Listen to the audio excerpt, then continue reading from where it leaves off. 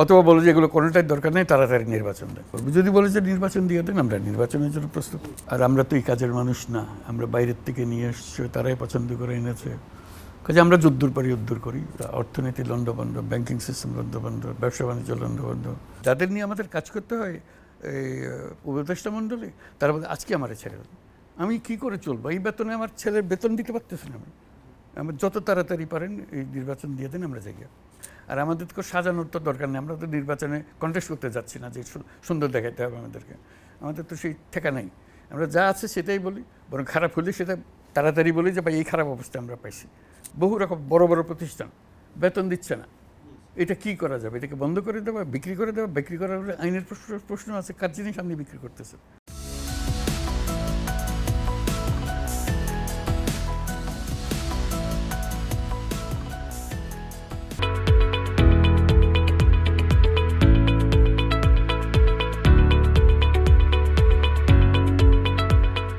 বণিক বার্তার পক্ষ থেকে প্রথমেই আপনাকে ধন্যবাদ এবং অভিনন্দন স্যার। 100 দিন অতিক্রম করেছে, শুনতে চাই আপনি এই 100 দিন কিভাবে এত দাবি দেওয়া আবার সব কিছু গোছাতেও পারেননি, কিভাবে পার করছেন? ওইটা তো প্রতিদিন তোমরা রিপোর্ট করছো, এটা তো কোনোদিন বাদ যাচ্ছে না। প্রথম তো ছিল যে একটা সরকার, এই একটা বড় অভ্যুত্থান, তার মাঝখানে এই সরকার যাত্রা শুরু করলো, স্থিতি আনা, মানুষকে একত্র করা। এয়ারপোর্টে সবার কাছে আবেদন জানালাম যে আমরা এক পরিবার, আমাদের মাঝে মতভেদ থাকতে পারে, কিন্তু কেউ আমাদের শত্রু না, কেউ কারো শত্রু না, আমরা একযোগে কাজ করব, একসঙ্গে করব, একসঙ্গে থাকি। এই অভ্যুত্থান আমাদের একটা সুযোগ দিয়েছে নতুন যাত্রা শুরু করার জন্য। তো সেটা নিয়েই শুরু। তারপর আস্তে আস্তে কাজের নামা। তার মধ্যে বড় সমস্যা হয়ে গেল আমাদের ল অ্যান্ড অর্ডার। এই অভ্যুত্থানের ধকল সয়ে মানুষ আস্তে আস্তে সুস্থির হওয়ার জন্য যাচ্ছে, চেষ্টা করছে, কিন্তু পুলিশ পাচ্ছি না। এখনও পুলিশ সব কাজে আসে নাই, তারা ভয় পেয়ে গেছে। কাজে এদিকে পুলিশ নয়, এদিকে মানুষের অস্থিরতা, কে কোথায় আছে, কি করছে। হঠাৎ করে এটা ঘটনাটা ঘটলো, অভ্যুত্থান। এটা সুস্থির হতে সময় লাগছে। আমরাও বোঝার চেষ্টা করছি কোথার থেকে শুরু করবো। সব তো লণ্ডভণ্ড অবস্থা, অর্থনীতি লণ্ডভণ্ড, ব্যাংকিং সিস্টেম লণ্ডভণ্ড, ব্যবসা বাণিজ্য লণ্ডভণ্ড, ফরেন এক্সচেঞ্জ রিজার্ভ তলানি, এগুলো তো প্রতিদিন তোমরা জানি। স্যার, মানে যারা আপনাকে সমর্থন দিয়েছে এবং যারা সবসময় আপনার কাজে পজিটিভভাবে নানান কিছু তুলে ধরছে, তাদের আবার কেউ কেউ অভিযোগও করছে, বিশেষ করে ছাত্রদের দিক থেকেও কিছু অভিযোগ এসছে, আহতদেরকে ঠিকমতো দেখা হয় নাই। আবার বড় রাজনৈতিক দল থেকেও অভিযোগ এসছে যে আপনার সরকারের দক্ষতার দিক থেকে কিছু কিছু গ্যাপ আছে। এটাকে আপনি কীভাবে? স্বাভাবিক, মানুষ তো অভাব তো থাকবেই। আর আমরা তো এই কাজের মানুষ না, আমরা বাইরের থেকে নিয়ে এসছি, তারাই পছন্দ করে এনেছে। কাজে আমরা যুদ্ধর পরই উদ্ধার করি। এটা ভুল ত্রুটি হবে, স্বাভাবিক। ভুল ত্রুটির মাধ্যমেই আমাদের কাজ করতে হচ্ছে। যতটুকু আমাদের সাধ্যে কুলায় সেগুলো চেষ্টা করছি। আর যেগুলো অসম্পূর্ণতা আছে আমরা চেষ্টা করি সেগুলো কীভাবে সম্পূর্ণ করব। অনেকগুলো সংস্কার কমিশন হয়েছে এবং আপনি বারবারই বলছেন যে এদের কাজ শেষ হওয়ার পরে আমরা বলতে পারবো আমাদের রোড ম্যাপ কী হবে আর কি। অনেকগুলো কমিশন হয়েও গেছে। তো আপনি মনে করছেন কবে যে এই সবগুলো রিপোর্ট মোটামুটি কত সময়ের মধ্যে আপনি? আমরা তো একটা সময় নির্ধারণ করে দিয়েছি, প্রথম 6টার যেগুলো বিশেষভাবে দরকার আমাদের, সেটা ছিল যে ডিসেম্বর জানুয়ারির মধ্যে আমাদেরকে রিপোর্ট দেবে। তো সেটা আমরা আশা করছি ডিসেম্বর তো এসেই গেল প্রায়, ডিসেম্বর থেকে জানুয়ারি, কারণ অনেকগুলো কাজ শুরু করতে অনেক দেরি হয়ে গেছে। আমরা প্রথমে বলেছিলাম 31 জানুয়ারির মধ্যে দেন, দেখলাম যে এটা আর বলা যাচ্ছে না, যেহেতু শুরুতেই তারা তাদেরকে বসার জায়গা দিতে পারতেছে না, তারা পরস্পরের সঙ্গে যোগাযোগ করতে পারছে না, কাজে সময় চলে গেছে ওইদিকে। তো ধরে নিচ্ছে যে জানুয়ারি মাসের মধ্যে এটা রিপোর্টটা এসে যাবে। এসে গেলে তখন আমরা একটা দলিল পেলাম, যেটা রাজনৈতিক দলগুলোর সামনে দেব, যে এটা বলেন কোনটা আপনাদের পছন্দ, যেটা আপনাদের পছন্দ, যেটা করতে চান, করে যেতে চান সেটা করব, আর যেটা অপছন্দ বা কেউ একমত হতে পারছে না সেগুলো বাদ রাখবো। কাজে এটা তাদের নেগোসিয়েশন, তাদের নিজেদের মধ্যে আলাপ আলোচনা, আমরা সাহায্য করব তাদের আলাপ আলোচনায়। আমরা ধরে নিচ্ছি যেখানে 100টা প্রস্তাব আছে, এই করতে হবে, ওই করতে হবে, 100টার মধ্যে 10টার ব্যাপারে তাদের কোনো আপত্তিই নেই, আর 10টা একটু এদিক ওদিক বদলাই দিলে আপনারা হতে পারে, আমি আন্দাজ করতেছি, অথবা বলো যে এগুলো কোনোটাই দরকার নেই, তাড়াতাড়ি নির্বাচন দেন, এগুলো আমরা করবো, আপনাদের এইসবের মধ্যে মাথা কামানোর ধরে রিপোর্ট লিখছেন এটা আমাদের কাছে আসবে, হতে পারে, তা আমরা সেটার জন্য অপেক্ষা করবো। যদি বলে যে নির্বাচন দিয়ে দেন, আমরা নির্বাচনের জন্য প্রস্তুত। জি স্যার, আপনি আল জাজিরাকে রিসেন্টলি একটা সাক্ষাৎকার দিয়েছেন, সেখানে এই প্রসঙ্গগুলো এসছে আর কি, এবং সেখানে একটা বক্তব্য নিয়ে নানান ধরনের ইতিমধ্যেই চর্চা চলছে আর কি। আপনার অফিস থেকেও একটা বক্তব্য দিয়েছে যে এটা 4 বছরের কম সময়। আপনি কি মানে এই বিষয়ে আরেকটু আমাদেরকে ক্ল্যারিফিকেশন করতে পারেন? ওইখানে ওই আমার বক্তৃতা যেটা আল জাজিরাতে ছাপা হয়েছে সেটা দেখলেই পরিষ্কার হয়ে যায়, সেটাই বোধহয় আমাদের অফিস থেকে বলা হয়েছে। প্রসঙ্গটাই নির্বাচন নিয়ে কথা ছিল না, এটা ছিল পার্লামেন্ট নিয়ে আলোচনা। পার্লামেন্টের 4 বছর নিয়ে আলোচনা করেছে, নির্বাচনের 4 বছর নিয়ে আলোচনা হয়নি। আমাকে জিজ্ঞেস করছিল যে এই যে সংস্কার করবেন, সংবিধানের যে সংস্কার করবেন কী কী ধরনের হতে পারে। আমি যে বহু হতে পারে, বহু রকমের ইস্যু আছে। যেমন একটা বলে যে 5 বছরের জায়গায় 4 বছর করেন প্রত্যেক গভর্নমেন্টের সময়সীমা, 2 দফার মধ্যে এবং পার্লামেন্ট 5 বছরের জায়গায় 4 বছর করেন। তো তখন 4 বছরের প্রশ্নটা আসলো, বলতে তাহলে আপনারা কি 4 বছর থাকবেন? কথাটা ছিল পার্লামেন্টের। এখন প্রশ্ন করে বলছে আপনারা কি 4 বছর থাকবেন? আমি বলছি না না, অনেক কম। এই অনেক কমটাই সব বলছে 4 বছর। অনেক কম হলেও ও 4 বছর বলছে পার্লামেন্টের বিষয় নিয়ে। এখন এটা হয়ে গেছে নির্বাচন নিয়ে, অবশ্যই নির্বাচন নিয়ে আলোচনা হচ্ছিল না। তার মানে আপনি বলতে চাচ্ছেন যে সবগুলো সংস্কার কমিশনের রিপোর্ট পেলে সময় নিয়ে আপনি সব রাজনৈতিক দলের সঙ্গে আলাপ, এবং রাজনৈতিক দল যদি বলে যে এগুলো বাদ দেন, নির্বাচনটা দিয়ে দেন, কাজ হয়ে যাবে, আমরা বলি নির্বাচন দিয়ে দেবো। সেই জন্য বলছি আমি তো বলতে পারছি না, জি বলতে হবে তাদেরকে।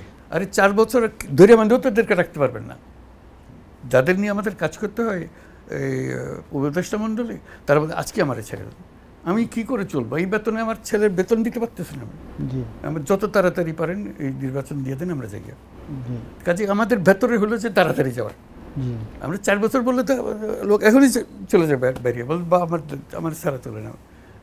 একজন দুজন না, কয়েকজন এখানে আছে যে আমাদের ছেড়ে দেন, যাদের রোজ কান্নাকাটি হলো আর কতদিন আমাদের রাখবেন। স্যার, প্রায়শই হচ্ছে যে আপনি হিন্দুতেও একটা ইন্টারভিউ দিয়েছেন, সেখানেও এসছে যে আমাদের প্রতিবেশী একটা বড় দেশের সঙ্গে দেখা যায় যে আমাদের সম্পর্কে একটা টানাপোড়ান চলছে, এবং আপনি সে বিষয়ে বলছেনও আর কি। এবং এই আমি স্পেসিফিক বলে আদানির প্রজেক্টের কথা একটু বলি, যে প্রজেক্টটা খুবই বিতর্কিত। আমরা একদিকে যেমন এই সমস্ত বিষয়ে রিনেগোসিয়েশনের কথা শুনছি, আবার দেখছি যে আদানির টাকাগুলো বিগত সরকারের সময় যত দ্রুততার সঙ্গে দেওয়া হয়েছে তার চেয়েও বেশি দ্রুততার সঙ্গে দেওয়া হচ্ছে আর কি। এটাকে একটু যদি স্যার আপনার দিক থেকে ব্যাখ্যাটা যদি। পাওনাদারে পানা শোধ করে দেওয়া, তা না হলে আমাদের সমস্ত বিদ্যুৎ আমরা সমস্যায় পড়ে যাব। কাজে পুরো টাকাটা তো দেই নেই, ভাগ ভাগ করে দেওয়া হচ্ছে। কাজে আমাদেরও সব না, তাদের সব। এমনি বিদ্যুৎ খাত তো বিগত সরকারের সবচেয়ে বড় আলোচিত বিষয়। সেই সমস্ত প্রজেক্ট যেগুলো নিয়ে বিতর্ক আছে সেগুলো নিয়ে রিভিজিট করা, রি-এক্সামিন করার আগে এই টাকাগুলো দিয়ে দিবেন। টাকা তো হলো যে যেটা আমি করে ফেলেছি, টাকা তো আমি ভবিষ্যতের জন্য দিচ্ছি না। জি, রিভিউ হবে ভবিষ্যতের জন্য। জি, যেটা আমি করে ফেলেছি, যেটা কনজিউম করে ফেলেছি, তারপর টাকা দিতে হবে না। দ্রব্যমূল্য আপনার সরকারের সবচেয়ে একটা চ্যালেঞ্জিং, এবং আপনিও বারবার বলছেন আর কি। একটা রেফারেন্স এমনি আমাদের প্রশ্ন মধ্যেও যে 75-এর পরে যখন পট পরিবর্তন হয় আমরা দেখি খুব ড্রাস্টিক্যালি ইনফ্লেশন 75-এর 15ই আগস্টের আগে প্রায় 65-র কাছাকাছি ছিল, রাতারাতি 15 দিন 20 দিনের মধ্যে সেটা অলমোস্ট নেগেটিভে চলে আসে। আপনাদের সময় অনেকেরই একটা ছিল যে ইনফ্লেশন অনেক কাম ডাউন হবে, কারণ চাঁদাবাজরা চলে গেছে, বা যারা আগে অন্যায় করে বিভিন্ন রেন্ট সিকিং করতো তারা তো সব পালিয়ে গেছে। দ্রব্যমূল্য কমছে না কেন? সেটা আপনারা রিপোর্ট করতেছেন কেন কমতেছেন, এটা আমার বলার তো দরকার নাই। 6টা বন্যা গেছে, সেটার ধকল সহ্য করতে হচ্ছে। ফসল নষ্ট হয়েছে, সবজি নষ্ট হয়েছে, এক জায়গায় তো না, বিভিন্ন জায়গায় এটা হয়েছে। কাজে সেটার একটা ধকল। তারপর যেগুলো ইম্পোর্ট করা হচ্ছে সেগুলোর হলো যে এক্সচেঞ্জ রেট চেঞ্জ হয়ে গেছে, এক্সচেঞ্জ এই টাকা এই ডলারের পরিবর্তন হয়ে গেছে।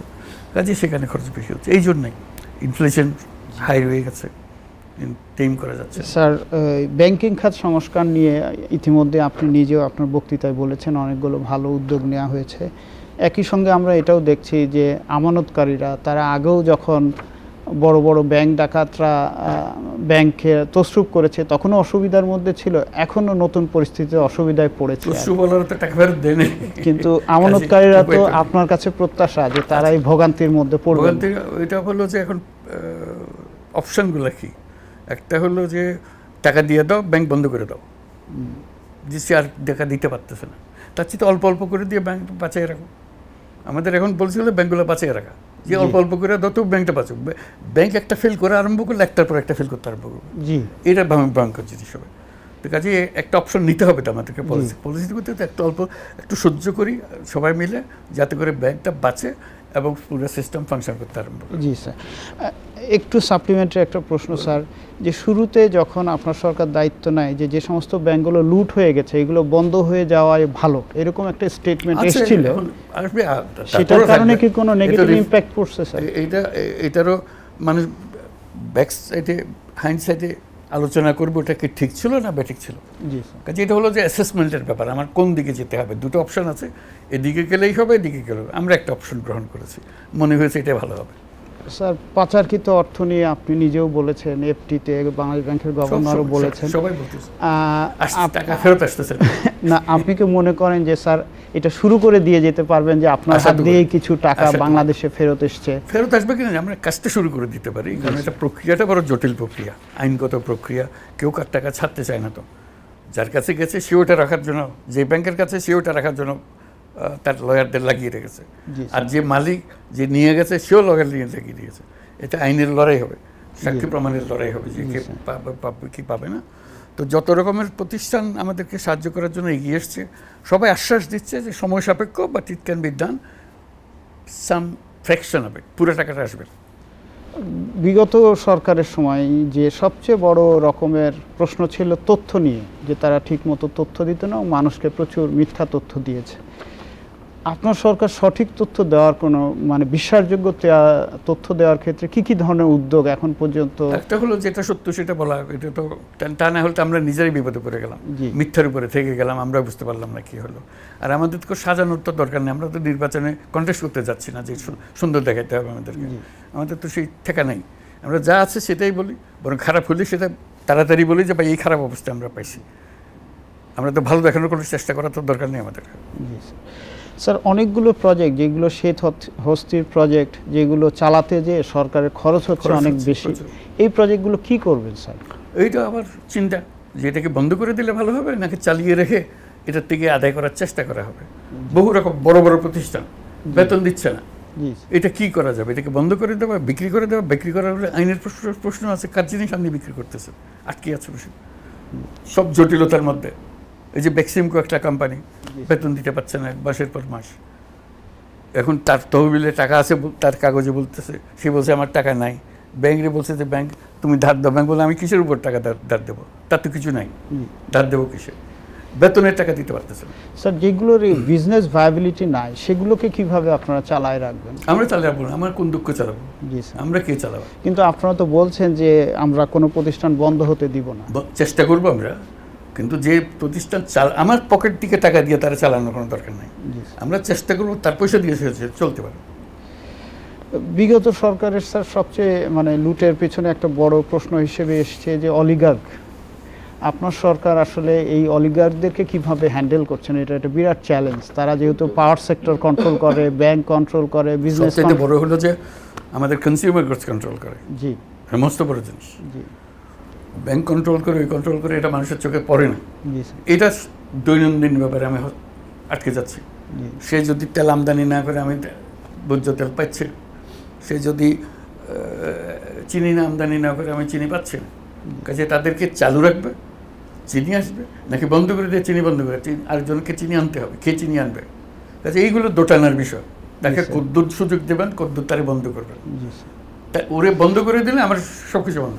স্যার সামনে তো রোজা, আমাদের সবচেয়ে ক্রিটিক্যাল, আরো ভয়ঙ্কর একটা।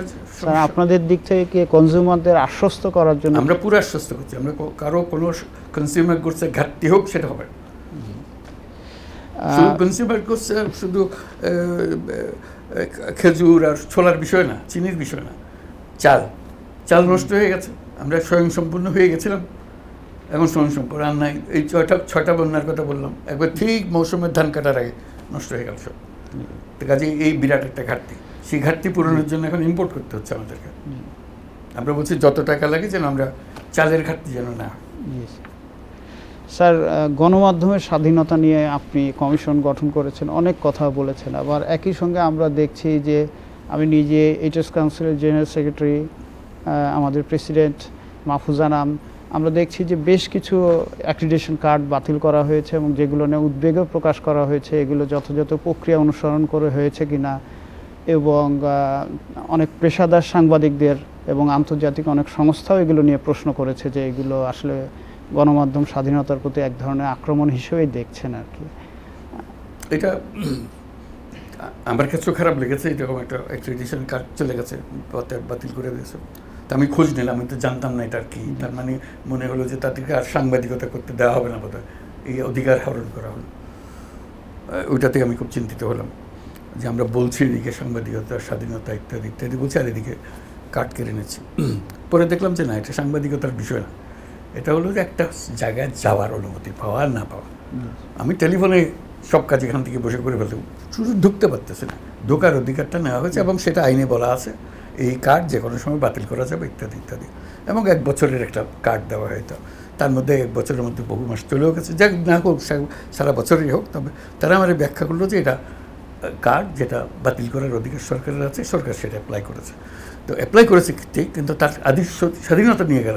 বললাম আমরা সাংবাদিকতার স্বাধীনতা নিয়ে নেই, আমরা তো প্রবেশের অধিকার নিয়েছি। সাংবাদিকতা ঠিকই আছে, সে বাইরে এইটা নিয়ে লিখুক, সেটা তো আমরা বাধা দিচ্ছি না। সে কলমের পর কলম, কলমের পর কলম দেখে যাক, আমরা শুনবো, আমরা প্রতিবাদ করবো, আমাদের জবাব দেবো, সব কিছু করবো। সাংবাদিকতার উপরে হামলা হয়নি, প্রবেশাধিকারের উপরে হামলা হয়েছে। এবং সেখানে ইমেইলে করা যাবে, টেলিফোনে করা যাবে, যা কিছু, শুধু ঘরে ঢুকতে পারবে না। প্রবেশাধিকারের বিষয়, এটা সাংবাদিকতার বিষয় না। সেটার ক্ষেত্রেও স্যার একটা প্রোটোকল ছিল, আচ্ছা সব আছে, কিন্তু বিষয়টাই। জি স্যার, যেমন 7-8-এর সরকার নিয়ে প্রচুর আলোচনা আছে এবং বলা হতো যে ওই সময়ে এক ধরনের সরকার এসেছিল এবং তারা যে ব্যবস্থা করে দিয়েছে তার ফলে একটা ফ্যাসিবাদ তৈরি হয়েছে। তো এখনো অনেকে প্রশ্ন করছে এরকম আপনারা আবার কোনো নতুন করে ফ্যাসিবাদ তৈরির দিকে হতে পারে। আমি সেটার জন্য বলছি যে সংস্কারগুলো করে দেন, সংস্কারগুলো হলে আর ওগুলো হবে না। তা না হলে যদি এমনি নির্বাচন হয়ে যায় আর সুযোগগুলো রয়ে গেল, যেখান থেকে সূত্রপাত হয়। ইন্টারিম গভর্নমেন্ট থেকে কিছু সৃষ্টি হয়নি, সৃষ্টি হয়েছে যারা নির্বাচিত সরকার তাদের মধ্যে থেকে সৃষ্টি হয়েছে। ইন্টারিম গভর্নমেন্ট কয়দিন। আপনি বলছেন যে আসলে আপনারা এমন একটা ব্যবস্থা দিয়ে যেতে চান এবং রাজনৈতিক দলের সমর্থনে যে নতুন করে আর ফ্যাসিবাদ তৈরি না হয় সেটা। রাজনৈতিক দলগুলো যদি চাপ অব্যাহত রাখে, ইতিমধ্যে দেশের বড় বৃহৎ দলগুলো বলছে যে না, এই সরকার দ্রুত নির্বাচন দিয়ে চলে যায়, আমরা রাজি। ওরা না চাইলে আমরা কে এটা তার গলা টিপে দেওয়ার জন্য? আমরা কেউ না। আমরা আমার বক্তৃতা যে দিলাম, বারে বারে আবেদন করতে আছেন হাত জোর করে, সুযোগ দেন, আপনারা সংস্কারের কথা বলুন, সংস্কারটা চান। আমরা তো বলতাম কে তুমি, আমি দিব সংস্কার, আমি করে যাবো, তোমার মতামতের দরকার কি, এটা তো আমরা বলতেছি না। এবং আবেদন করতেছে রাজনৈতিক দলগুলোর সঙ্গে, আপনারা সংস্কার করার সুযোগ দেন। ওরা সুযোগ না দিলে আমরা আর কী করবো? আমরা নির্বাচন দিয়ে চলে যাবো। স্যার, গতকালকে মুডিজ একটা আমাদের ডাউনগ্রেড করেছে আর কি। আপনারা তো বিনিয়োগ আনার চেষ্টা করছেন, বিদেশ থেকে অনেকে প্রতিশ্রুতিও দিয়েছেন যে আপনি যেহেতু দেশের দায়িত্ব নিয়েছেন, বিদেশ থেকে কিছু বিনিয়োগ আসবে। তো মুডিজের এই ডাউনগ্রেডের পরে খারাপ, আমাদের জন্য ভালো না, এটা ভালো না। কিন্তু ওই যে ঘটনার চক্রে যা হয়েছে সেটা তো আমরা। আপনি বলেছিলেন যে আমেরিকা থেকে আসার পরে ইউএনএ যে 6 থেকে 7 বিলিয়নের মতো আসতে পারে বাংলাদেশে, আপনি কবে নাগাদ মনে করছেন যে এই অর্থটা বাংলাদেশে বাজেটারি সাপোর্টগুলো আসবে? নর্মাল যেগুলো সময় লাগে অনেক, আমরা তাদের কাছে বারে বারে বলেছি যে সময় দিলে তো এই সরকার আর এই কাজ করতে পারবে না। তোমরা চাচ্ছ যে এই সরকারকে সমর্থন করবে, তাদের কাজ এগোতে দেবে, আমরা তৈরি আছি এই জিনিসগুলো করে দেওয়ার জন্য। তারা বলছে যে আমরা তাড়াতাড়ি দেবো। এবং তাড়াতাড়ি বলতে কত তাড়াতাড়ি? আপনারা যেরকম নির্বাচন কবে দেবেন বলে আমাদের পেছনে লেগেছে, আমরাও তাদের পেছনে লেগেছি কবে দেবে বল। স্যার, জনপ্রশাসন নিয়ে প্রচুর কথাবার্তা হচ্ছে। একটা ভালো নির্বাচন দিতে গেলে, ভালো সংস্কার করতে গেলে জনপ্রশাসনের একটা বড় ধরনের সমর্থন দরকার। কিন্তু বর্তমান জনপ্রশাসন যেভাবে সজ্জিত হচ্ছে সেটা নিয়ে এক ধরনের ইতিমধ্যেই বিতর্ক তৈরি হয়েছে আর কি। তো ভালো সংস্কার আপনি শুরু করতে গেলেও তো আপনার মোটামুটি এভাবে একটা গ্রহণযোগ্য নির্বাচন দিতে গেলেও জনপ্রশাসন এবং মোটামুটি একটা ভালো পুলিশ দরকার। সো সেটার জন্য আপনাদের প্রস্তুতি চেষ্টা করে আর কি। এটা তো একটা ভাঙা হাটের মধ্যে যা যা করতে হয় সেগুলো জোড়াতালি দিয়ে চলবে। আমরা তো নতুন পুলিশ আনতে পারবো না, এই পুরান পুলিশকেই জোড়াতালি দিয়ে চালাতে হবে, নতুন ব্যুরোক্রেসিকে দিয়ে জোড়াতালি দিয়ে চালাতে হবে। সেই জোড়াতালি দিতে গেলে দেওয়ার সময় আমরা ভুলভ্রান্তি করবো, ভুল বুঝবো, সেটাও হইতে পারে। এর মধ্যে সবাই চেষ্টা করে যাচ্ছে। এটাই। জি স্যার, ধন্যবাদ। ধন্যবাদ, থ্যাংক ইউ।